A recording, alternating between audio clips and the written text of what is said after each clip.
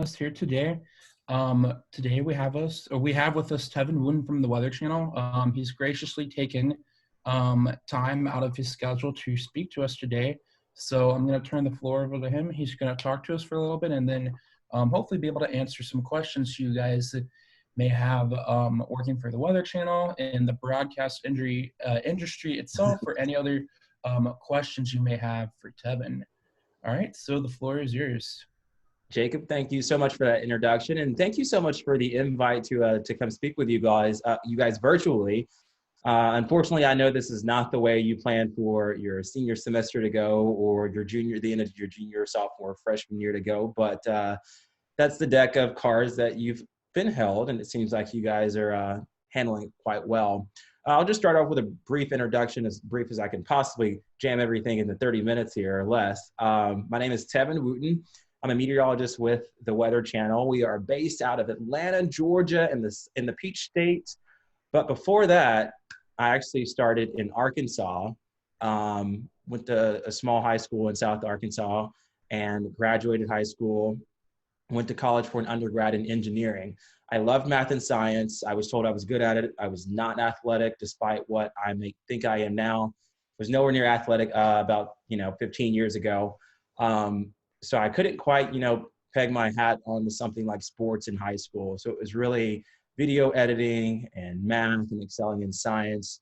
I worked as an intern in Huntsville, Alabama at Marshall Space Flight Center, one of the best internships I ever had, next to the Weather Channel, of course, which I'll talk about. And graduated high school in 2011, went to the University of Arkansas in Fayetteville for a broadcast journalism. I went for engineering, actually. Because I thought, I'd done it in high school. It seems fun. They get paid a lot of money. I did it for one semester and I hated it.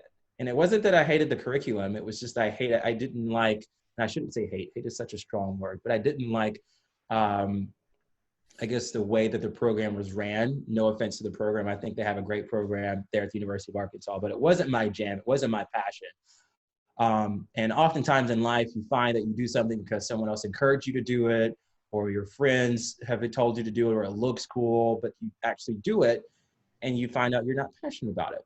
And that's okay. It's okay to recognize, especially early on, the sooner the better, that you're not passionate about something. And you don't want to be stuck doing that for the rest of your life, because quite honestly, who wants to do something throughout their life that they don't want to do? No one. But sailed through that first semester, changed my degree from engineering to broadcast journalism. I lost scholarships. My parents thought it was crazy. They're like, why would you want to be on TV? You're not a news reporter, all this and that. But it was great because my parents didn't really know anything about broadcast journalism, so they couldn't really actually say whether or not I was good at it. So I did broadcast journalism. At the same time, I was also interning with a local meteorologist in Northwest Arkansas at KNWA, to eventually, hopefully, influence my decision to become a meteorologist. His name is Dan Scoff. He's still there to this day, one of the best meteorologists in my opinion, and I think a lot of people's opinion in Northwest Arkansas and also in the country. But the transition from from engineering to broadcast journalism actually happened with a meteorological influence, because it was Superstorm Sandy. So I believe 2012 was an election year. We were doing the broadcast with a lot of other students, and no one was there to do the weather. I'm like, oh yeah, this is my time. I get to go and shine. And so I got down there, I did the weather, no fancy graphics whatsoever. If you've ever been to the University of Arkansas prior to about 3 or 4 years ago, they had a very, basic system. I was using Photoshop to make my own weather graphics. I had an outline of Arkansas that was our base map.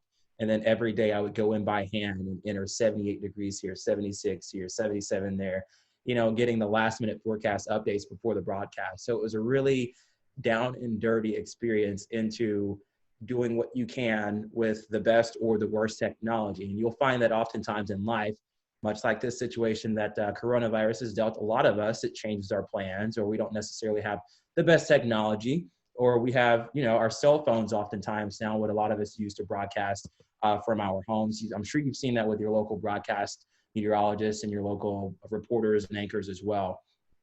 So we didn't have the best technology. We made do with what we had, and it worked. We got to 2014. There was an EF4 tornado almost to this day. It was April 25th or 26th, severe weather outbreak in 2014. I specifically remember it because for me, I was not a meteorologist at the time. I was interning with the local chief meteorologist at the NBC affiliate, and we were just watching it all pan out. And so from my perspective, I was a weather enthusiast, but I was by trade a storyteller or a journalist because that's the degree that I had sought out for at that time. And so a lot of us just hopped in a car. Me and a couple other classmates hopped in a car. We're like, we're going to go down. We got permission from our faculty, journalism faculty, but also our other professors as well, because around this time of year, it's final season. So we had to make sure that we were given the green light to go before we skipped school on a Monday or Tuesday. We got down there. We broadcasted, again, with our cell phone live back to the station using Skype, I believe. And the way that we were able to use lights, the hood of my car had lights, and we were like, let's use those because everything else did not work. We even created packages and stories to send back. But unfortunately, when you try to compress something in a high definition format and send it back with very little cell phone signal and almost no Wi-Fi signal because the town had been wrecked, Bologna and Mayflower, doesn't really work. So we just strictly went live in broadcasting. It worked tremendously well. The next day, we were able to drive back that night. The next day, we were able to show the content that we had prepared for the broadcast. So we essentially got 2 for 1. But I say all of that to say that that was just one part of my journey in becoming a meteorologist. Moved into reporting full time for the station that I interned for with that meteorologist. And as a reporter, I was also a fill-in weather anchor. And I'm sure a lot of you can respect the fact that I was not calling myself a meteorologist, even though I had done about 2 to 3 years of training with a chief meteorologist. I didn't have the degree. And you'll find it's very hard to become a meteorologist if you don't have a meteorology degree nowadays. So I went to good old Florida State University in Tallahassee to complete my coursework in meteorology. So I had an undergrad in broadcast journalism, got an undergrad in meteorology. And going from Arkansas to Tallahassee, packed up my car, knew no one, moved there. I didn't even know my roommates. I didn't know what my apartment looked like. I signed up for it online, sent them, a check or whatever in the mail, and moved in with my Honda Accord in North Florida on a whim. Essentially, it was planned. Parents thought I was crazy, but it was planned. It worked out well, of course.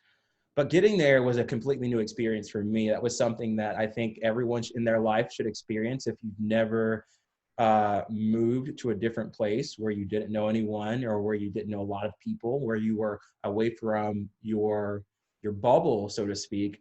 It really is a rewarding experience because it forces you to grow into someone who you may think you are or who you don't think you are. You might find yourself maybe struggling a little bit more in something you thought you were good at. My thing that I struggled with when I first got there was calculus 2. Didn't think I would struggle in math. My mom was a math teacher. I completed Calc 1. I completed AP Calculus in high school. You get to calculus 2. I'm sure you've tried this, you guys. It's a different type of math. It's a different type of way of learning numbers. The thing that we learned when we were 2, how to count to 10. Now you're trying to figure out, okay, well, where do these numbers come from and how did they get their origins? So I don't have to explain Calc 2 to you guys. I'm sure you've seen plenty of that. Made it through calculus 2, I think only because the professor noticed that I was there every day. I sat on the front row. I took notes. I actually paid attention. No cell phones in class. I was not that type of student. But it was just new for me. It was my first semester there. And luckily, he reached out to me and he said, you're not doing so well on the test, but I noticed you're coming to class every day. I noticed you're taking notes. What's wrong? And I explained to him my situation. I just said, hey, man, I'm 2 years out of college. I'm in a new place now. I'm trying. And he saw that I was trying. He said, well, come to my office hours. I'll, give you extra homework or make sure you're doing the homework correctly. And it wasn't that he wasn't teaching me anything he didn't teach in class, but he was wanting to know the thought process behind each step that I was taking. And in meteorology, that's important because we always have to know the how and the why. If you don't know those 2 things, you don't know squat. And so calculus was a very good fundamental way of learning not only numbers, but learning the thought process into meteorology, which is a good chunk as to why the AMS decides that calculus 2 and 3, or I think 2, potentially 3, should be included in the coursework for meteorologists. Finished Florida State senior summer, got an internship at the Weather Channel. And the way that that came about was I tweeted, or I DM'd, slid in someone's DMs. It was the president of the Weather Channel at that time. And I said, hey man, I'm looking for an internship. I love broadcasting. I'm loving meteorology. I can do anything for you guys. It doesn't have to be paid. I'm just looking to get my foot in the door. And he said, well, we don't really have anything right now. And I still have the message saved in my Twitter log. We don't have anything right now, but if you give us some time, if we see anything, I'll forward this on to the person that it needs to go to. Well, sure enough, he actually forwarded it on. I got an internship at the Weather Channel the summer going into my senior year. Tremendous experience, not only for a broadcast meteorologist, but also for a meteorologist, because we're seeing hands-on application every single day, especially through summer at the Weather Channel.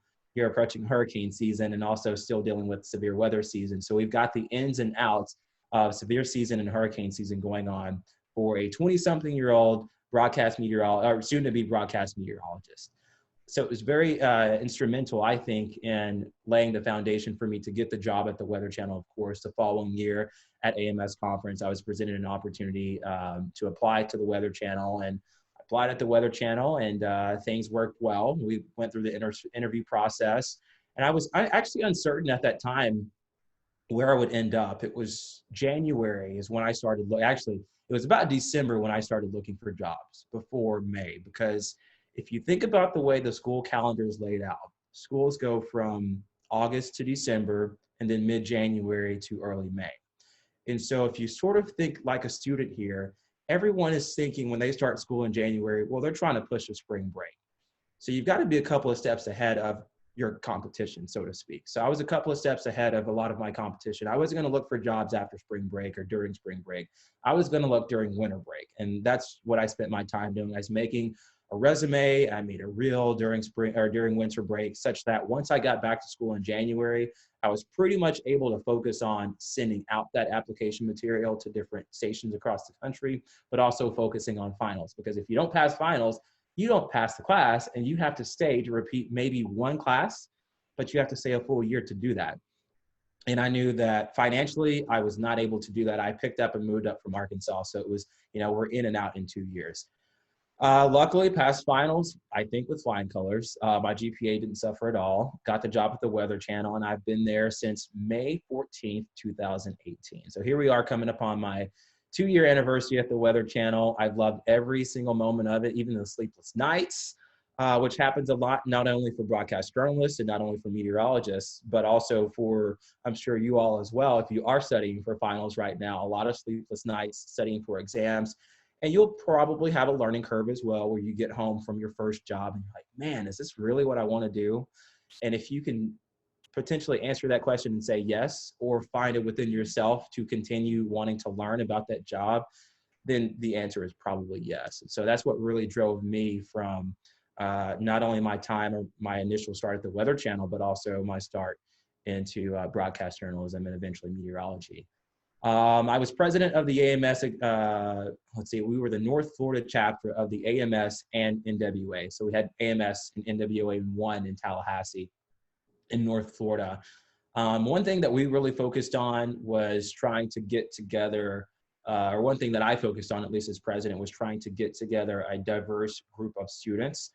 I feel like as students, sometimes it's very easy for us to stick to our bubble, but how can we reach out to those that may be upcoming freshmen or juniors or rising juniors and seniors as well, and retain them not only in AMS and NWA, but how can we retain them in meteorology? For freshmen, a lot of people, think, yeah, I want to be a weatherman, or I want to be like, Al Roker, I want to be a hurricane hunter. And then they get to freshman year and they're struggling to stay afloat because they realize it's a lot of math.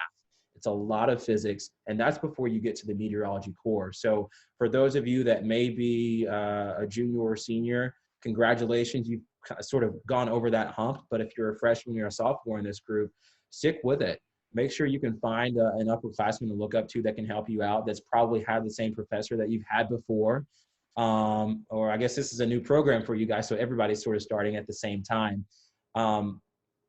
But make sure you can latch onto someone that makes sure that, you know, you're able, even your classmates, make it a competition to see who can make the best score on the next lab, or make it a competition to see who can score the best on an exam. And it's not negative competition. You're not competing because you want to outdo that person. You're competing because you both want to succeed. We had study groups going on. I remember I brought a pillow one day before final, and I slept in the classroom because I wanted to study in the classroom where I took the exam. So then that way I would, at least my body would acclimate to, and my mind would acclimate to, okay, these are the equations that I'm trying to learn. If I can write them down, I remember writing the equations down, I would commit them to memory, but also knowledge them and know the whys and the hows and why I was writing it down. But once you know that, you can commit it to memory. I write them down 21 times because it's been said that if you can do something 21 days in a row, it becomes a habit. So I wanted to make that a habit in my short-term memory so that I wasn't spending time on exams trying to figure out, okay, what was the quasi-geostrophic equation? And you could sort of just say, like, you know, if you can remember this part, you could probably finagle out this part and then finesse the end of it as well. And then you obviously know the different components of it and why they interact with other components and why they interact and the parameters that are there. So yeah, that was a grueling undergrad degree. I'm so glad I got it. I'm so glad it's out of the way. I wish I could do it all over again. It was fun. And I will never forget that experience. At the Weather Channel, just a little bit about what we do. Of course, we track storms, severe weather season, hurricanes, tornadoes, winter weather as well. Winter's a big one for me. I'm from South Arkansas, went to school in North Arkansas, two sort of not completely different climates, but you would get more snow in Northern Arkansas than you would in Southern Arkansas just because of its latitude. Northwest Arkansas, you're in the Ozarks, so you do get some sort of cold air damming occasionally in there as well. Southern Arkansas, it was hot and dry. It was almost like, or not hot and dry, hot and humid. It was almost like living in the sauna at times. But once I got acclimated with winter at the Weather Channel, you know, Land's End does a great job of getting us all the gear that we need. So we're outfitted and we're strictly focused on getting the message out to the public and the viewers and what they need to know, because we don't have a lot of time. We are a 24-hour news network essentially, but our hits are very short, maybe 2 minutes or less most times. If we're in the field and we're, you know, of course in hurricane coverage, then that can go as long as it needs to. But I think for you guys applying for jobs especially, and I'll talk a little bit about that in just a moment, but if you are applying for jobs, it's always important to remember to get the points across as quickly, but also in a cohesive and understandable manner. I think that would really help a lot of students for their interview skills, not to list a full resume. They have that on paper, but pick the high points. Usually is what you should go with if you are applying for jobs here, maybe now or in the next couple of weeks or months. And speaking of jobs, I don't know if we have any people in this group, Jacob, that are potentially applying for jobs, or maybe have already been offered a job or it's been rescinded because of the COVID-19 crisis. To you guys, I would say keep the faith and make sure you stay motivated and make the most out of this mess. This is a complete and utter mess. No one could have dreamed this up at the beginning of 2020, minus maybe the World Health Organization, the CDC, and a few other people. But when we crossed the timeline from 2019 to 2020, no one knew what coronavirus was. And had we known, we probably would have been better prepared. But for you guys, this is a mess. However, this is also an opportunity to take this mess and mold it into something that maybe becomes the next wave of meteorologists, especially with a lot of people at home now. I mean, maybe you could sort of figure out some way to launch a digital platform for meteorologists across the country, or any sort of public service that might need a meteorologist. Your community perhaps may need a meteorologist. And you guys are sitting at home analyzing, 250 millibar charts. And I'm sure there's a city councilman down the street that doesn't know what that means. But if you can tell them, hey, here's what it means going into hurricane season, even if it's for free, if it's some sort of liaison, that's helping your community, that's volunteering for you, but that's also getting you experience. And if you can sort of make the most of this sitting at home opportunity, unfortunately, like a lot of us are having to do, or create a digital channel. I think that would make you more marketable and more profitable once the economy does get better. If you haven't been offered that job yet, or maybe an employer is looking at you and they're like, well, you both have degrees if there's 2 candidates, but this one's made the most of his last or her last month and a half or 2 months crammed in a classroom or crammed at home because they can't get out. So you always want to find a way to continue learning. And I continue learning even at a young age of 27, but still working at the Weather Channel. I'm still reading my dynamics and synoptics books. I'm going through old binders, refreshing notes and studying, which not. I do equations for fun, mathematical equations, because I don't want to forget that stuff and I want to continue learning. If you have applied to a job and the offer's been rescinded, maybe ask if that's a permanent or a temporary stance. If that job has said, right now, it doesn't look like we can hire you because of a financial situation. If that's temporary, great. Give it a couple of months, see what happens. If it's permanent, maybe ask if they've got, some sort of recommendation on where else you can look, or if they have any other positions that you could take. It might be different than what you're used to, but if you can get in with that company now, so then when the economy does get better or that position does come back, you sort of have that leg up. And keep in contact too. Twitter and LinkedIn and Facebook and Instagram, all those things are great for social media. I know that the saying is social distancing. It's not social distancing, it's physical distancing. Social media is a great way to stay in contact.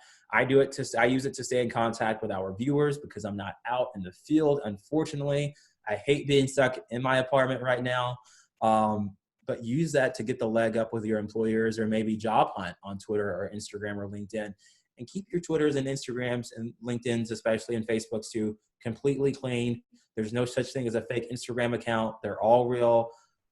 Even if it's a private post, it can still be seen somewhere, some way. Someone can screenshot it and it end up coming back to haunt you. So remember, what you put out online should always be what you want your parents or your aunts, uncles, or your grandparents or your employer to see. You don't want that to be the determining factor in you not getting the job. But yeah, I think that's pretty much it. I hope I've kind of inspired you guys to seek out the worst in this mess. I mean, I know it sucks. You don't get to walk at graduation when you want to. You can't go on those senior trips like you want to. You can't cram for finals like you want to anymore. Who wants to cram for finals, right? Not me. That was probably my least favorite thing about college, was cramming for finals. I've told you about the Weather Channel. One thing that we're doing, just to show you how we're modifying our programming to fit our audience, we are doing every day at 50 minutes past the hour what's called America's Science Lab. And America's Science Lab has been sort of an initiative for not only kids, especially that are stuck at home, but also parents too. I mean, I think a lot of parents have fun learning with their kids, or they enjoy seeing their kids smile and learn science and learn mathematics, and especially weather too. So we've dedicated that slot every day, every hour, to teaching science to other students. And maybe that's something that you guys can do as an AMS chapter, is reach out to local schools to see if any parents need virtual tutoring, or if any kids need virtual tutoring. You guys have Zoom. I'm sure you guys have sailed through math, at least, 2nd or 6th grade math, I would hope. And you can kind of help the younger generation, because not only does it, of course, it looks good, and of course you feel great, but it really helps, I think, forward what the demand is right now. A lot of kids, millions of kids are at home. Millions of kids' parents don't know Common Core mathematics. So why not lend a helping hand? Maybe what I did, I created an email address. It wasn't a fake email, but it was just sort of an email to keep everything separate and just to weed out anything that might be false or phishing emails. And I reached out on my Twitter, on my Facebook page. I'm like, hey, if there's any parents or students out there that need help with pretty much anything up to Calculus 3, I am here to help you. Physics, a little bit. I can help you with physics, but math is my forte. And of course, meteorology too. But I think most students are sort of attuned to what's going on in their meteorology classes. That's one maybe platform or pillar that you could use if you do go to AMS conference next year, if there is an AMS conference next year, for your poster to sort of further your organization and your chapter. And it's not just the community service physically, but also virtually too. And I think the AMS would appreciate that more than anything, because you are doing the public good, and you're doing a service that's very simple for a lot of us. So with that, I mean, that's my spiel. It's 8:30. I hope I didn't talk too long and bore you. Maybe I did. I'm sorry. Do I care? Yes, I care. I don't want to bore anybody. But do you guys have any questions? Does anyone have any questions to lead us off? Yes, Jacob, may I start? Of course, Audrey. Cool. Thank you, Mr. Wooten, for coming and Hi, Audrey. speaking with us. I do have one question. I always tell my friends this. You know, I have a face. You know, that's I have a face for radio, but I don't have one for television. But if I wanted to seek employment with in broadcasting, or especially with the Weather Channel, is there any way that somebody can work there but not be on camera? Oh my goodness, yes. We have cool. We have a staff of so we have about a dozen or so, maybe 15, I believe, 15 or 16 meteorologists on camera. But we have a slew of people behind the scenes that are degree meteorologists, by the way, from every walk of life, from every university, male and female. We have a couple of people on radio. I'm not exactly sure how the radio part works. If you have a question on that, you can email me and I can kind of get it to the right person. But I mean, we have meteorologists because we are such a large network. We have to stay very organized in our graphics presentation, especially when we get a winter storm or hurricane or the third potential severe weather outbreak in the last 2 weeks. So the graphics do get all sort of mumbled and jumbled up, but we have a team of meteorologists that not only organizes those graphics, but makes those graphics. They're graphics weather producers is what they're called. And so for me, my job is to learn what's on the map and present it, but their job is to actually create it. And so they're using, I don't know if you're familiar with WSI TrueView Max, but that software is really good about taking at least your major models, so Euro, GFS, NAM, high-res model, RPM2, and bringing all the data in from almost every layer of the atmosphere, every major layer at least, 250, 300, 200, 500, 750, 850, 9, 1000, all those good things. And so if you've watched the Weather Channel, I'm sure you've seen the product, and they do a really great job at organizing all of that. So. Okay, because like the only experience that I have with working with graphics or anything like that is I have a minor in GIS, and I've been using a lot of ArcGIS Pro and ArcGIS Online, and I've been incorporating a lot of the data, the real-time data, onto the maps, and that's how I've been able to create my own weather maps, my own personal weather maps and things like that. So it would be a learning curve for me, but I don't think it would be something I couldn't handle if somebody. I was going to say, if you know GIS, I don't think this is a learning curve at all. You could probably figure it out within a couple of minutes.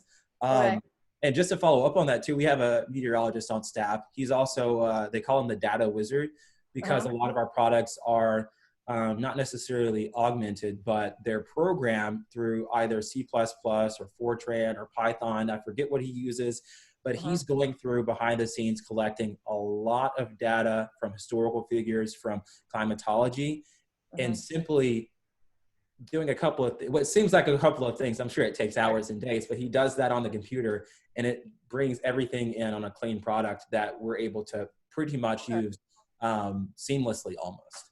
Okay. So yes, we definitely have a team of meteorologists behind the scenes. And also to follow up on that, we do internships. We have done them in the past. I don't know how that's going to work this year with coronavirus, because I think right around now is when we would start opening up the pool to applicants, and I have not heard one way or the other. That doesn't mean we're doing it, but I just have not heard because of the coronavirus pandemic.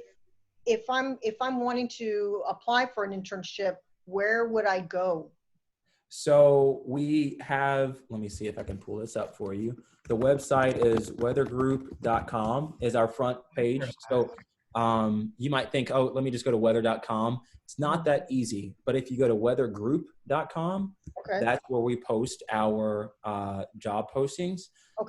Again, this is all subjective to coronavirus because of the pandemic. So I don't know what the hiring process is like. I'm going to drop in the link right there. Oh, awesome. Thank you. And that link actually has everything that we are posting right now. There's 22 postings. If you guys know anyone that is a meteorologist that speaks Spanish, Our initial hope was to have that network up this summer, a Spanish-speaking network. We haven't been able to do that right now, of course, because of the coronavirus. But we're looking for weather producers and also on-camera meteorologists that are Spanish speakers for a streaming Spanish service. All right. Thank you, Mr. Wooten. I appreciate your time. Absolutely. I have a couple questions, kind of going off on what Audrey talked about. So obviously, to get a on-camera job like you do with the Weather Channel, obviously you have to have broadcasting experience and be very good, obviously, and comfortable in front of the camera. But do you have any advice as far as getting some of those like weather producing jobs or things behind the scenes that would help like enhance your resume or application package? Yeah, I think what enhances is going to be experience, whether it's on-camera experience or behind-the-scenes experience. If you want to, I don't think in one way or the other, it's best to have one over the other. If you want to work behind the scenes, I think you should know how to work on the camera. If you want to work on the camera, I should also think you should know how to work behind the scenes. So as much experience as possible, you want to get. Because as a broadcast meteorologist and as someone that is on camera, it helps me if the weather producer and the graphics artists know what's important. So then that way they're not bogging down the graphics and we still tell a cohesive story. It helps the weather producer because if they know what it's like to be on camera, then they're also able to go through sort of the weeds and say, well, you know, I don't think this high pressure is going to be as much of a factor, but let's focus on this trough right now that's digging in or something like that. So I'm just a very quick scenario. So to answer your question, I think any sort of experience you can get, either you know, making your own graphics like Audrey was sort of saying, or going into local news and interning maybe behind the scenes as a graphics artist and as a weather producer, that would help. Or if you could get internship experience in front of the camera, but also behind the scenes, that would help too. So internships essentially are the key. Unfortunately, those are difficult to find, but I would just, you know, Jacob, are you from Corpus Christi? I'm from the Houston area. You're from the Houston area. Okay, so great. I know that, you know, KHU and let's see, what are the other stations there? Channel 11 and CBS. They do a really good job about, first of all, in meteorology. Adore some of the meteorologists there. I think they're some of the best in the country, especially when it comes to hurricane season, of course. If you can get maybe, even if it's one day a week, just going in and getting some sort of like, hey, can I help you guys make graphics? Or, hey, can I, you know, work on my tape or something? Whatever they have to offer, I would go for it. Even if it's in news. You never know. It doesn't hurt to ask. Yeah, that's great. That pretty much answered the next question I was going to ask. I actually did my first internship at Fox 26 in Houston. Great. And honestly, that kind of fell into my lap out Is of it luck. Stephen Morgan that was there, I believe? Yeah, he had just started there because he was working. He had his meteorology degree, but he was working at Fox 26 as a reporter. But then one of the meteorologist spots opened up, and they eventually he was filling in for that. And then since he already had the meteorology degree, he eventually just transitioned into that full time. But yeah, that was a great experience, and I was able to do that between my sophomore and junior year. And so my question was going to be if you had any tips for maybe like the freshmen or the sophomores looking for that first internship, and you pretty much answered that. We have a couple of local TV stations down here in Corpus, obviously not as big or expansive as the stations in Houston, but one of the chief meteorologist at the ABC Tegna affiliate down here in Corpus, he will teach the intro to meteorology class each fall. So he's super great with the students, and every now and then they'll take interns, and even if it's not like an official internship, our students are more than welcome to go by there, even if it's just for a couple of days, just to sort of shadow him. So yeah, thank you basically for answering that question. And to follow up on that point, and you're welcome, by the way, it doesn't matter if it's, you know, market 10 or 11 or 15 or whatever, if it's market 150. In fact, I would say to intern, it's almost better to have a smaller market experience because you probably get more hands-on experience. At least that was my situation at KNWA, before I worked there full time, I was an intern. I was able to roll up to the station whenever there was severe weather, or essentially whenever I wanted to, as long as it was okay with the chief, and he was mostly fine with everything that I did. But not only did that give me a lot of behind the scenes experience, I mean, I was forecasting, I was making the weather graphics. If he was, late or running late or something like that, I was able to do all of that, give weather briefings as well to the news staff, run social media during severe weather events, which was very large for TV because you want to get those viewer photos of hail or tornadoes or whatever it may be, or spin ups, water spouts into the system as quick as possible.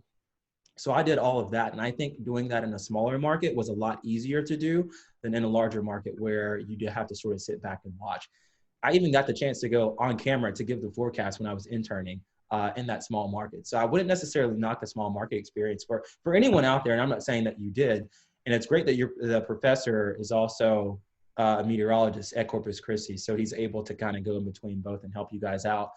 But it doesn't have to be anything fancy, you guys. Like if you want to get some sort of experience, as long as you have something tangible for what you've done, and I know that's not always possible, but as much as possible, have something tangible, be it something on that resume or a reel or a combination or a printout of the graphics that you were able to actually go in and make or update, synoptic setup charts, all that stuff. You want to keep that because this is something you can give to an employer and say, I am able to do this. It's very difficult, even to this day, even though TV is such a large thing now, for news directors to kind of understand, I think, the limitations and the expectations of an intern meteorologist and a degree meteorologist, because sometimes they don't see that jump is actually, if you know how to work graphics, that's, I would say, 75% of the job, and then going on camera and delivering your personality is the other 25 to 30%. But graphics for a lot of people can sometimes be the hardest thing. And for news directors, some news directors, not all, they don't necessarily know what you can actually do. If you can get down and dirty in making those graphics, you're on your way. Awesome. And I bet you mentioned the smaller markets. I also would imagine, obviously, in broadcast, most of the time you're going to be starting out in those smaller markets. So obviously, like, for example, the internship I did in Houston was great, but I'm not going to be starting out in Houston. So getting a hands-on experience in those smaller markets, it's a great opportunity as well. Absolutely. And that's a great point to sort of make or bring up.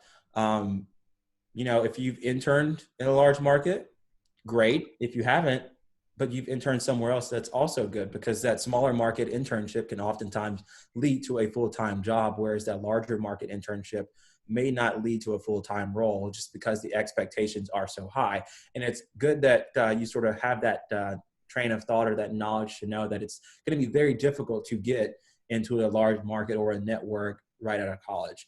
I was lucky that I was able to get I say I was lucky. I definitely worked hard, but there was some element of luck and also timing to get to the Weather Channel at such a young age and also right out of college. I did have some prior experience in broadcast journalism as a reporter and as a degree journalist. So that definitely helped because we are still a TV medium. A lot of what we do is also reporting. So I'm able to go out and report and bring that storytelling element, but also be the brains behind it too. Because in some instances, you might have a reporter in a local market or a network that can tell you, well, here's what the National Weather Service said. But how great is it when you can have someone that tells you that and says, well, look up in the atmosphere right now. Do you see the clouds coming in out of the south in the lowest level? But then if you go up a little bit, you can sort of see it coming out of the west. We've got some turning with winds with height here. We're starting to create a little wind shear or something like that. And you're not only telling a story in terms of, what can happen, but you're telling a meteorological story. You're taking those maps and bringing them into the field. And I think that is one of my favorite parts. And I'm blessed to do every single day with the Weather Channel, is to go out and sort of combine the best of both worlds. Awesome. Another question I had. So obviously you got the Weather Channel job right out of college, but with your experience with your internships and maybe some of our colleagues in the field, how would you say working at the Weather Channel differs from a regular broadcast meteorology job at both big and small market levels? I would honestly, to answer that question, probably not much. It depends on what you're doing and what day of the week it is. Because there are often times, where you might go into a local market and the weather's quiet. You're able to go in sunny, 75, low of 55. You're good to go, low dew points, not have to worry about a lot of cloud cover out there. And that might be your 5, 7, or 10-day forecast. And there are other days in local where you're bringing up GR2 analysts and we're getting ready for severe weather coverage and tornado coverage, and you're wall to wall for 6 to 12 hours. The Weather Channel is sort of the same way. Sometimes you can come in and it's a simple day because high pressure dominating, clear skies, but just as quickly as we're given those forecast days of pleasure and of high points, there's also the lows. And so we might be gearing up for the next severe weather event. So I think at the Weather Channel, because we have to keep our hands on a lot of stuff, it's probably more reoccurring where we do have to, quick reload, reset, and then we're back onto it. For me as a broadcast meteorologist, as a field reporter and a field meteorologist prior to COVID-19, of course, I was probably on a plane more than I was in my apartment a lot. And so it's great for me that I don't have a family, a dog, or kids, because I'm able to go in and out as quickly as I need to. And that's something that, of course, local does not provide, is the depth of going out and reporting. However, I think the benefit to working in local is that that area like the back of your hand. I mean, for me, I have to study and research. If I'm given 12 hours of notice of like, hey, you need to be on a plane by 8 p.m., I'm probably on the plane also researching where I'm going. And sort of learning the lingo and the lay of the land. In local, you already know, like, here's the street. I went to school on this street. There was a church that used to be here, but now it's a community center. Or this brand new apartment complex that's going up, probably not going to be able to withstand, 68 mile an hour winds, let alone hurricane force winds or something along those lines. So I think they differ, but there's also some similarities. Local's probably a little bit more hands-on too when it comes to forecasting, of course, because there's 3 or 4 meteorologists or 5 meteorologists on staff with local. As to Weather Channel, we're meteorology heavy, so we have a lot on our team to make sure we're not missing some things. Does that answer your question? Yeah, that's great. Okay. Well, what about like as far as like the hours you work or shift work or any of that? Is that all similar to working local? Let's see. So we have very different shifts at the Weather Channel. And I'm blessed and fortunate to be able to do pretty much every shift I've done. Local's different in a way that I think you're probably going in a little bit earlier before your show. And you might have, if you're a morning Met, you might have a 4:30 or a 5 a.m. and you're going all the way to 7. And most stations are a duopoly now. So if you're NBC and Fox, you're going over from 7 a.m. to 9 a.m. Central Time. And then if you have a noon broadcast, and you're probably the Met also working the noon shift as well, whereas your evening Met would probably come in right around 1 or 2 o'clock, stay through the 5 o'clock, 6 o'clock broadcast. Some even have a 7 o'clock broadcast now, and then the 9 and 10. At the Weather Channel, we split it up into AMHQ. So for me as a meteorologist on AMHQ, I'm doing the 5 a.m. hour, solo anchoring the entire hour, which I like to call it power hour, because I got to have a couple of cups of coffee in me, sometimes sugar-free Red Bull, to really get me through that show. But you do that show for an hour, and then 6 o'clock to 9 o'clock, we have AMHQ. So AMHQ early, is 5 to 6, and then AMHQ 6 to 9. Those are Eastern times, by the way. And then 9 to 1 Eastern time is Weather Center Live, and 1 to 5 is Weather Center Live, and 5 to 9 is Weather Underground. Occasionally, we do preempt. We've done that the past 2 big severe weather outbreaks. Let's see, I'm not sure if the second one is classified as an outbreak, but both moderate risk days that we've had over the past 2 Sundays, we've held shows. The first one, we went all the way 24 hours into the next morning. And this most recent one, we went to 11 p.m. So in national, I would say your hours can vary a lot more than they can in local. At least starting out, because once you get set and you have your set show, then you're able to do your set show. Awesome. Anyone else have any questions? I have a couple more, but if you guys have any, of course, I want you guys to. Yeah, Raven and Laura, Anthony. Mr. Fitzpatrick? I've got one more. Yeah, go for it. Audrey, Okay. right? Yes, sir. Yes. What I was going to ask is, I watch a lot of RGTV. It's a very strange channel, but they do some weather forecasting there. And I was wondering if the Weather Channel does it too. And the weather forecasting that they do is actually geared more towards agriculture. And so they talk a lot about climatology. They talk a lot about the agriculture, and they'll tell you, like, if you live in a certain area, this is the time where you need to start planting.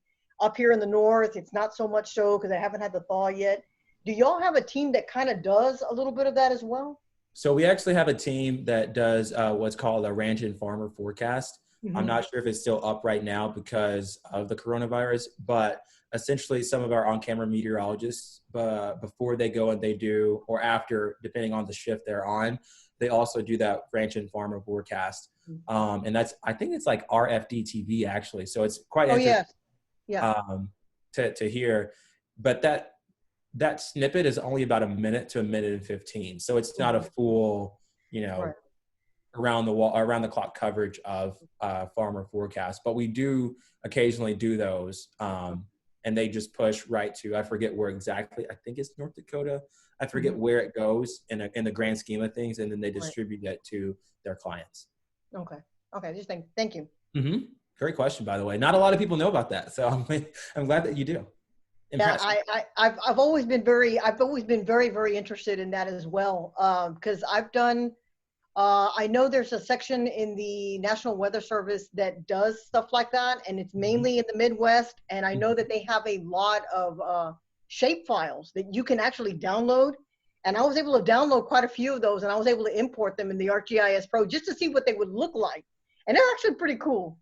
And that's what I actually got my start doing in Arkansas when we did the local broadcast for the university. It wasn't ranch and farmer forecast, but I would download the shape files and the KML files and the KMZs or XML. I forget what they're exactly called. Yeah. And that's how I made my maps. So it's pretty cool stuff. Yeah, I learned a lot just from looking at those maps. I actually learned a lot, and it's really interesting stuff because there's a lot of if you really think about it, they make really cool maps, but if you look at it, there's a lot of money that's going back and forth. You can really see what's going to happen when you start forecasting, and you can say, oh, wow, that might make it. That crop probably won't make it. And that's going to have repercussions in the market. And so, that t-shirt that was costing $7 will probably cost me 10. Well, and that's a great point with the markets too. I mean, look at the last high pressure that just came through and brought, I think temperatures in Western New York State are down by 10 to 20 degrees below average tomorrow morning. And we were just talking about, 60s and 70s last week. So anybody that planted, Yep. Thank you again. Yes. I know you do, you mentioned field reporting, obviously. What would you say, what was your most memorable event? And if you have like any other interesting like stories or experiences while you were out in the field? Well, if you think Weather Channel, I think our number one thing that a lot of people watch us for, I know the number one thing a lot of people watch us for is our hurricane coverage. And so, of course, newbie starting out in May, they're not going to give me, the best hurricane spot. That's reserved for your vets. So I get that. It's sort of, underwhelming to realize that, but once you do, you're fine. But it was Hurricane Florence was my first year. Florence and Michael were my first storms. And for Florence, I actually got positioned because everybody else got stuck essentially in their spot because I-95 shut down in portions of North Carolina. A lot of our talent was stuck. I, however, was in Charleston, South Carolina, so I got to drive up from Charleston, South Carolina to Lumberton, North Carolina, and anchor field coverage from Lumberton, which the Lumber River had reached, I think, its second highest level of all time. I forget the statistics behind it, forgive me. But to go on air as a reporter and a meteorologist a couple of months at the Weather Channel and anchor coverage for a couple of days from the spot where, NBC Nightly News was also anchoring their reporters. For me as a journalist, I really enjoyed the opportunity the Weather Channel gave me to do that, but also enjoyed, it's sometimes you have to wait your turn.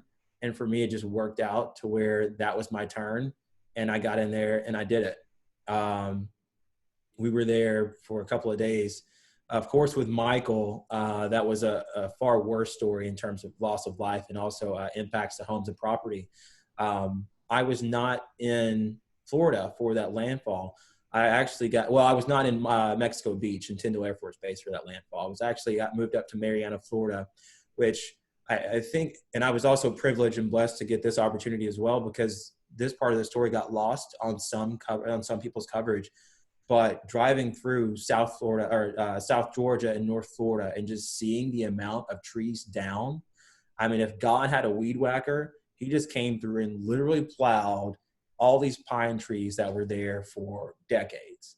And they were all just, I mean, you're driving for hours and they're just down. You're like, thankfully, no one lives here, because that would truly be, I mean, of course, it's terrible what happened, Tyndall Air Force Base in Mexico Beach, but that would be another element of loss of life and property had that area been more densely populated. So after that, I got to go, I did coverage there in Marianna, Florida, ran into the governor of Florida. I lived in Florida for 2 years, never met the governor. He came out for one of our interviews, which was awesome. And then I got to go into Panama City and do coverage there as well. The following year, what was last year? Oh, Dorian, of course. Big Bahama storm. I did not go to the Bahamas. I did, however, anchor coverage from Florida, from Vero Beach, from Cocoa Beach. We moved up and down the coast of Florida. I mean, heck, we were almost down to Fort Lauderdale. Then I was on the way home because that was just such a long and drawn out storm. We thought, like, man, it's never going to end. And of course, you can't pull back the troops until that storm has started to make that right turn. Or so for you guys, that might look like that. And we were all anticipating that turn. I'm sure you guys were watching it. And so once it finally made that turn, well, my company, they were like, hey, instead of going home, I mean, we're 6 or 7 days in, we're tired. It's 95 plus degrees out there, heat index of 110. I'm sure you guys feel it in Corpus Christi a lot. So it's hot. I'm like, man, we got to get out of here, right? On the flight or on the way to the airport, and TWC calls and said, we need you to go to Virginia Beach. And I'm like, why am I going to Virginia Beach? We're not getting the landfall. We're all tired. Like, we got to go home. Well, long story short, I don't know if you saw the coverage, but Virginia Beach had like 50 to 60 mile an hour winds. I mean, luckily the beach didn't get eroded too much, but I got whacked for about 5 hours last year. And I'm like, holy crap, this is fun. And in that moment, I was reminded of the thrill of why I liked doing what I do. Great story. Thank you. Yeah. Obviously you weren't with the Weather Channel during Harvey, sort of affecting us, but did y'all do any field reporting with Imelda? Let's see. When was Imelda? Refresh my last September. What's that? Last September. Last September. So the name sounds familiar. I don't know. It all runs together. I think we did. I'm sure we did, actually. I just really don't remember, and I'm sorry. No, that's okay. Yeah, we had a lot of flooding events in the Houston and Southeast Texas, so they sort of run together too sometimes. We did do Imelda because I remember we contacted a lot of the, I think, not only rescue crews, but also some of the business people that helped out. One being the mattress furniture guy.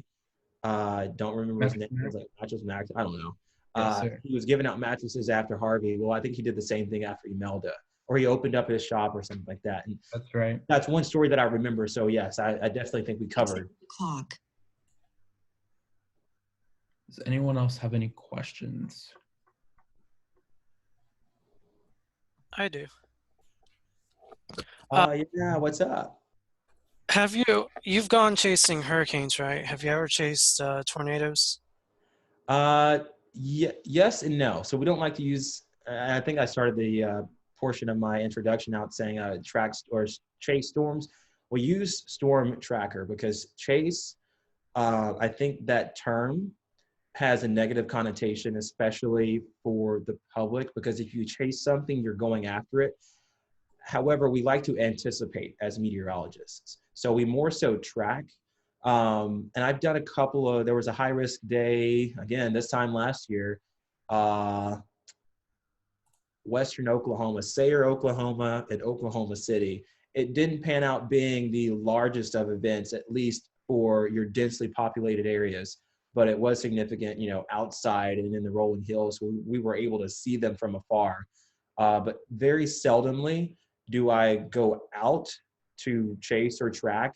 And I don't want to use seldomly because I do cover a lot of these events. I'm trying to figure out heck, I was in Tulsa last year for one. The best way to explain it is we've also got to carry coverage no matter what. So if we're in a tornado, we can't be on TV because of things that can happen. And I'm sure you can kind of figure out what can happen. So we try to position ourselves to where if we are tracking, we're not in a car driving, but we're on ground next to a storm shelter. I mentioned Sayre, Oklahoma, and I believe it was Elm, Oklahoma. I don't remember exactly. It was near Sayre. We went out to track, and we had a school that was opened up to us by the local police department. Should we need it? We heard the sirens, saw the wall cloud, we went in.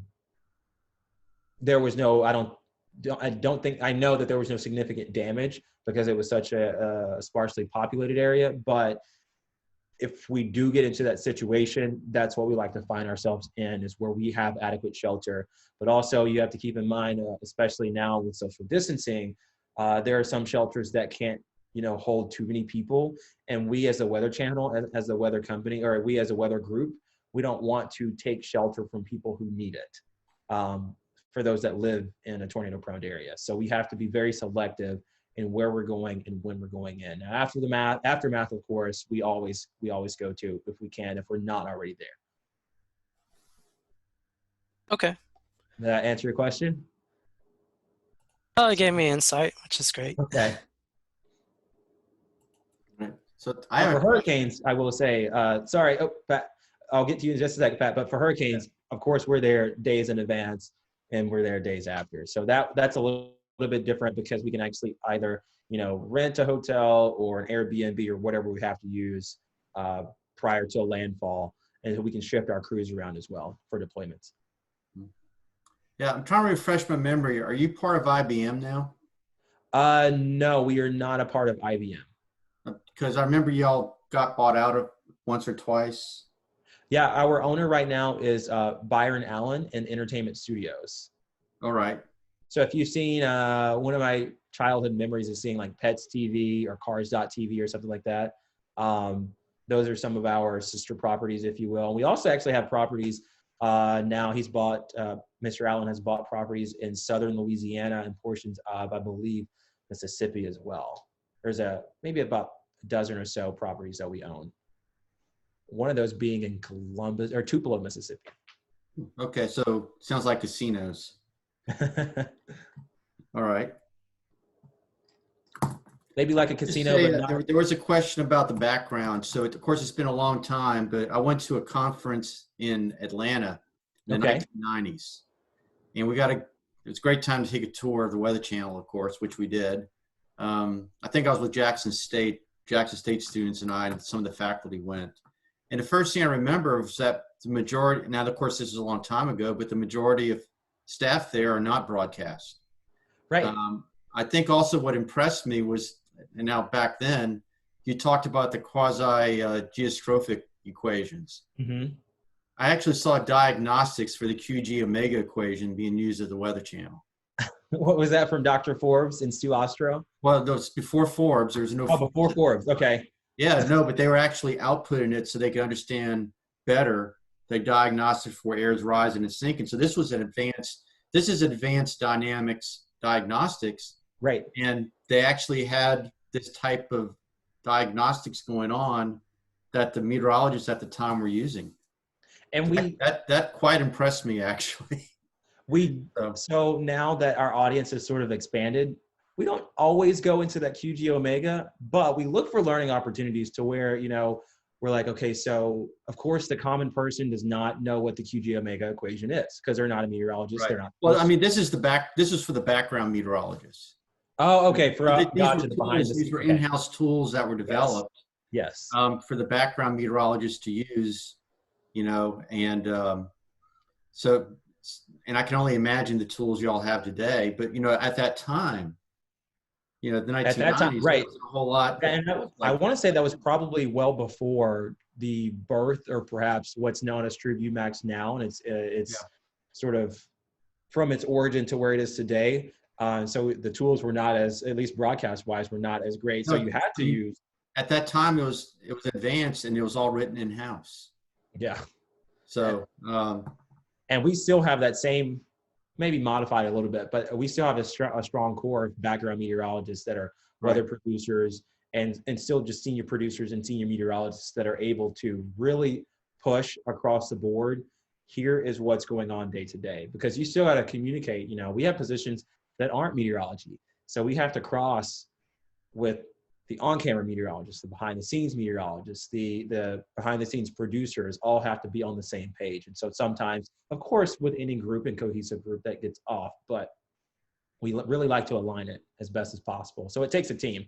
Mm-hmm. Yeah, and just a final comment. I did have, now she has since moved on. Her name was Tiffany, I think. Tiffany, a couple other. At the time, Jackson State did actually have some meteorologists work in the background, the Weather Channel, in the late 90s and early 2000s for a while. So just because Audrey asked, there's definitely, it definitely is, most of the opportunities are not actually right there on screen. It's a lot of background opportunities. And the Weather Channel does a lot more than just broadcast as well. They serve all the type of weather services that the private sector needs. And we've also, I'm glad you mentioned that behind the scenes, because we also actually have, I would say, more opportunities for behind the scenes meteorologists. And for some, that has led to an on-camera role. Of course, it's changed over time, but we've had several that have gone from interns to behind the scenes meteorologists to on-camera meteorologists and back to behind the scenes meteorologists. So there's really a wide scope of who's done what and everything that can be done at the Weather Channel. Mm-hmm. All right. Well, thank you. Absolutely. How much more time do you have, Tevin? Whatever you guys need, I am here for you. Maybe about 15 more minutes, though, if that's... Okay. Yeah, I just have a couple more last questions. So you talked earlier on about your time in Arkansas and like the graphics and everything. So we're kind of in the same boat down here in Corpus, as Dr. Fitz can tell you. So this was the first semester where we got our weather broadcast studio up and running.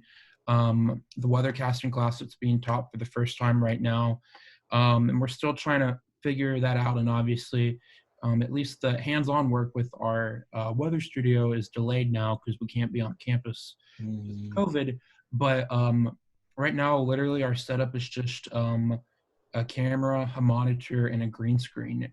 So you touched on it a little bit, but do you have any advice for students here that are interested in broadcasting, as far as since we don't have as many of like the bells and whistles as the big meteorology programs do?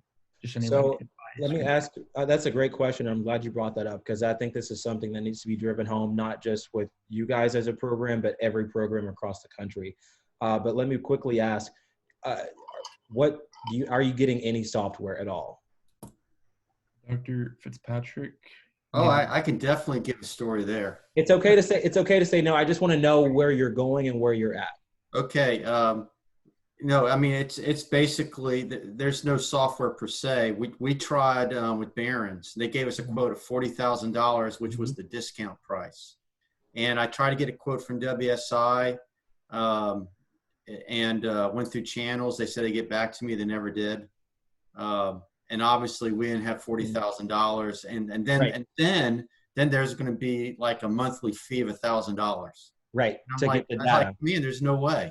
Yeah. It's like you have to pay, you got to pay for the big stuff, and then you have to pay per month just for the data stream. Yeah. So we've made do with as far as the green screen and other softwares, we kind of got that set up. We don't have a subscription to, at this point for like software. And in particular, I wanted to learn Barron's, because one thing you may not know is within Barron's, I've actually written some software that Barron's now distributes as a subscription product. So they owe you. I would have thought they'd given me a good deal, but they didn't. Yeah. And then actually they could have seen some of the stuff I wrote. I was going to say, it's probably still there. It's okay not to have the bells and whistles. It's really difficult to figure out how to remain competitive in terms of what your graphics look like if you don't have Barron, if you don't have WSI. But man, I will tell you, you will get some of the best presenters, even if the graphics look like crap, or even if they don't look like the standard of what we think is the standard. I would much rather have a broadcast meteorologist that can talk to me and explain to me versus fancy looking graphics, but a not so fancy explainer or not so fancy presenter. It's all in that personality. It's all in that presentation. If you guys have the opportunity, read Bob Henson's book, Weather on the Air. It talks about how weather has changed over time in terms of broadcast meteorology. It goes from, a dry erase board to a plexiglass board where they would stamp on, sunshine and a high pressure and a cold front. And they're drawing on maybe cold fronts, or they're drawing on temperatures or something like that. It doesn't have to be the best. I think also Google Earth, if you download the SPC, you can download SPC looks from Google Earth as the KML, KMZ, I forget the exact name of it, but you can download that, import it onto Google Earth. Audrey probably knows exactly how to do this. I'm sure she's not like, yes, preach, man. You can download that from from SBC, put it onto Google Earth. So you've got that element of here's the latest Storm Prediction Center's forecast in terms of where we're expecting severe storms. What is that level of 1 through 5? Photoshop might become your best friend. It's a lot cheaper than Barron. But if you want to make a solid, man, I wish I could find some of the graphics that we had. I could pull up my reel from 2011, 12, 13, something like that. I'd rather not, but I could show you that we were using, I would use, the easiest thing for you to do is to pull up a blank map. So a blank, Texas map, or a blank coastal Texas map that just has the counties outlined.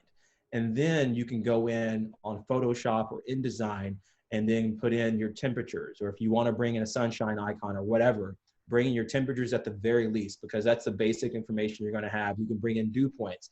You're able to tell a very vivid story from temperatures and dew points, first of all. It doesn't always have to be wind direction. That's probably a little bit more difficult to get. I remember we were I was copying graphics from weather.com when I was in college, when they did have that data available, at least on their front page. But Photoshop would be your friend, InDesign, and Google Earth to import those SPCs. Let me just see. I have not. We've done go ahead. Elements like that in What's the that? broadcast class, and we have a New Orleans TV meteorologist helping us. Her name is Shelby Latino. Anyway, and she's going to show us a lot more information in the next few weeks. As far as, because we've been transitioning, we did radio broadcasts. We did the radio. We did the weather shorts where you had to show 1 or 2 graphics. And today she talked about captioning and how you prep everything before the broadcast, how you talk to the producers. And then actually next week, what they're going to see is actually what happens. And I already have some videos online from YouTube for the students to look at in advance if they want. But yeah, we still need ideas. So let's see here. Google Earth works well. And also, if you use Google Earth, you can actually bring in 3D models. So here, can I share the screen? Yeah, go ahead and grab the screen. Let me figure out how to do that. Technology, share screen, duh. Yeah, once you move the mouse, stuff starts popping up at the bottom. You click share screen. Let's see, and we don't have to worry about the sound. I'm trying to get this a little bit bigger, but it's here. Can you guys see that? Yes. I see current conditions, 39 degrees. Perfect. So this was at the University of Arkansas, this is from 2014. So you guys high definition TV was around in 2014. We didn't have that luxury, or I didn't have that luxury. So what we would do, we would essentially either record my weather hits or we would do them live. We did have the live capability because we were a broadcast journalism program. But in terms of doing this forecast, sometimes I would do it an hour or two before the show. I would record it and make it a look live and lay the graphics on top. So then that way I knew what I was going to say, because I knew what today's high was, when we're doing, unless a front is coming through, of course, or any sort of major weather change. But I knew what the high was by 8 o'clock when our broadcasts were. So I was able to go in. This is all from Photoshop. A simple gradient, a banner here, of course, today's high. That was our logo. You're bringing a sunshine there, a couple other doohickeys here. But you can tell climatology right here. And then this was from Google Earth, where I brought in the campus sort of mecca, if you will. It's called Old Main. I'm sure you guys have one on your campus as well. But if you bring in some sort of, structure, a 3D structure, a very poorly done 3D structure, you can see kind of the boxes there. And this was just an image overlay. But again, very basic stuff, but you're still able to tell these are your day part forecasts. So we're able to talk about what it's like right now. Feels like winds are coming in out of the northwest. You can say what a northwest wind is by definition, what it typically is by definition, of course. This was also a day part forecast, called it the daytime tracker because it tracks the temperatures throughout the day, all done on Photoshop. Let's see. This was a poorly brought in weather.com graphic at the time. Did not know I was going to be working for the Weather Channel, so I'm sure they were not too happy about that. But it was public broadcasting in college, so I don't think they cared. Depending on them for weather maps, but able to maybe get Photoshop, or even I'm sure Microsoft PowerPoint could sometimes bring in a front. You don't really need none of this moves. This is not groundbreaking science. This is not the fancy Max or Barrett or anything. And I would bring in, so this was state of Arkansas map. The temperature or the cities were always there. So once I made my base map and I outlined the counties, I think what I did was I pulled a map from my Google and I just went in and keyed out all of the counties here. So it was green over the earth, but you still had that bold line. And then I would go through and put in specifics on, Fayetteville, Harrison, Batesville, Russellville, and these were the temperatures statewide. And then those would always, the city names would always stay there. The temperatures, of course, would change. And then we would zoom into our DMA, so to speak, or northwestern Arkansas, or we get a little bit more in detail about temperatures, and then your 5-day forecast. So it, again, nothing, I think a lot of people could do this in their home right now. If you guys wanted to figure out how do we want our graphics to look going back into school, going back in the fall, if you're given an opportunity, that's an easy little tutorial, I guess. That was with a green board or green screen in the background? Yeah, that was a green screen. Mm-hmm. Yeah. A poorly lit green screen, but yes. All right, very good. That was great. OBS, I don't know if you guys have heard of OBS, Open Broadcast Software. That's what we're using. Perfect. We did not use that, but I think it probably works a little bit better, actually, because you can, key up. If you want to take the graphics full, you can do that. And it's like a mini TriCaster on your computer, and it's free. Yep. I was going to say that on the one that he was showing with the counties, the maps that he was showing on the counties, what you can do, because on ArcGIS Pro online, when I was actually bringing in, I was actually able to bring in not only that layer, but I was able to bring in the states layer, but you can actually import a cities layer on top of that. And you can actually show, you can show the state, the counties, and then the cities on top of that, along with anything from NextRad, anything from, wind velocity, and then just pile and pile and pile the layers right on top of that. It's actually not that difficult. I was surprised how even I could do it. I was actually pretty surprised. And another thing, you guys, especially for severe storm tracking, at least in a local market, we, at a time when I was working in local, we actually used GR2 on the air. And so we would have to have one Met running GR2 and one Met at the wall, and they would have to be in sync in terms of, all right, let's go a little bit closer and analyze the velocity, moving down, Razorback Boulevard right now.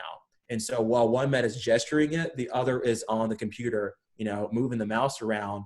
But that's just something that you guys could also work with if you do have GR2 or any sort of radar technology or software in your house. But it doesn't, the thing about limitations is they only exist if you want them there. The creativity can flow. You guys have so much time now. You're just sitting at home. Well, they still got classes. What's that? They still got classes for a few more weeks. Oh, there you go. See, you said, Yeah. okay, so once classes are done and Yeah. your work is done, it's been turned in, then, come up with something. Maybe it's a summer project for you guys. Yeah, is that something we can work on over the summer? I think I would love to do something like this. This has already got me all excited. I'm ready to go here.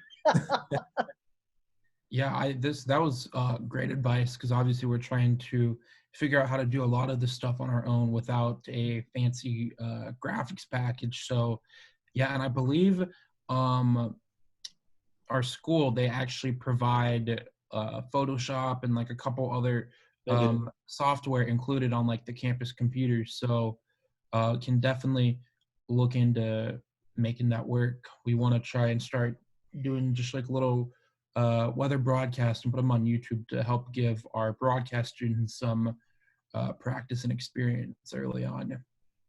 And you might, I saw that some universities actually have the ability for their students to download Photoshop and Premiere and whatnot from their home because they can't go to school. So Adobe has recognized that a lot of campuses aren't open. So if that's something that maybe your ITS department can work out with you guys, if there is that possibility, Yeah, they can ask. Oh, Mm-hmm. There you go. Fantastic. And I know we're almost out of time, so just a couple quick questions. So first of all, you mentioned during your time at Florida State how you slept in the classroom one time. How did they let you do that? So this was before we actually had a newer building. Okay. Now Florida State just opened a brand new Met building, or it's an EOS building.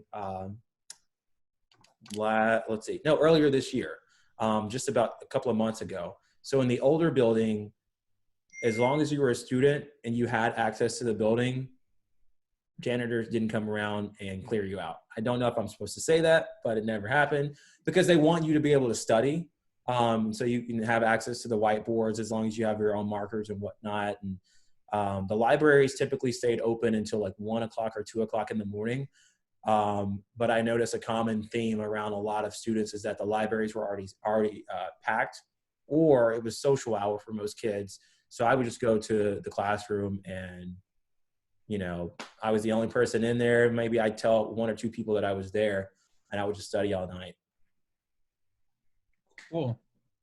And then my last question, this might have been more whenever you did your internship with the Weather Channel, but what was it like getting to like meet and work with some of the guys who have been there for 20, 30 years, like Jim Cantori, Mike Seidel, Paul Goodlow, Stephanie Abrams? Were you like starstruck at first? How did that go? So I don't think I've ever actually admitted this, but I was not a huge Weather Channel viewer when I was growing up because I didn't know I wanted to be a meteorologist. So I think I was more like during my internship, I think I was most impacted or starstruck when they actually like knew my name, which is because my name is Tevin. A lot of people call me Kevin, which they don't know I have a twin brother named Kevin. But when people actually know your name, you're like, wow, they actually pay attention.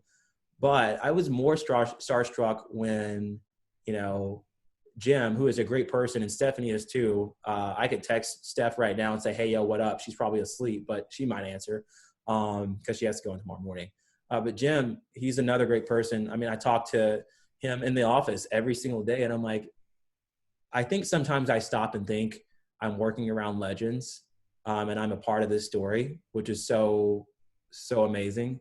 But yeah, I don't know if I had that moment when I was an intern. I probably had that moment actually when I first started working at the Weather Channel.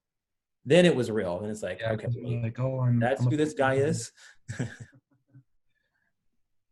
Awesome. That's all the questions I have. Does anyone else have any quick questions?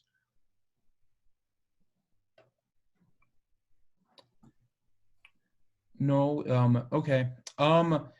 Tevin, if it's all right, if anyone wants to ask any questions later, can they, do you want them to email you or go through Katie? Go through Katie, because you probably already have. Actually, no. Can I put my here? I'll just put my email address in the chat. Is that okay? Yeah, that's fine. Let's see, Tevin.Wooten.